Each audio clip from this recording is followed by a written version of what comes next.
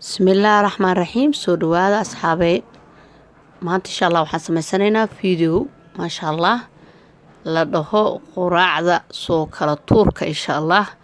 quraacda soo kala tuurka ama maaragtay dadka oo familka ahayn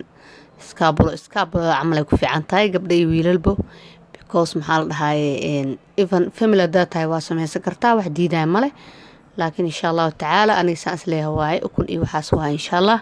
marka soo dhawaada sidaan u habeeyey ayaan arkaynaa intaanaan bilaan goor laag hal dhaho waa mahadsantihiin asxaabay meeshan waxaa noo saaran basal aan soo jarjaray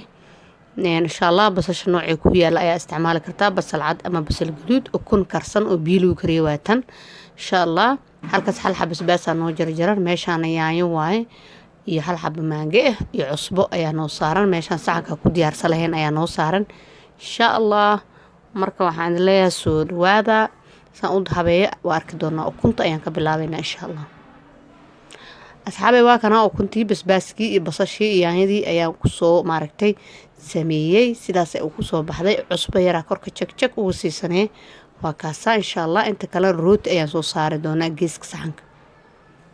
insha allah tacaala waa kana rooti waxaan soo marsanay subag insha allah subaga nooca adiga jeceshaa marsan kartaa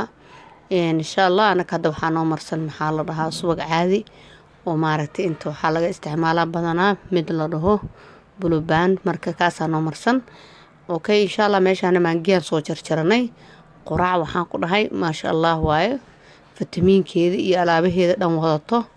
insha allahu tacaala marka waxaan leeyahay ka faa'iideysi wanaagsan insha allah marka waxaan leeyahay asxaabay ukun iyo rooti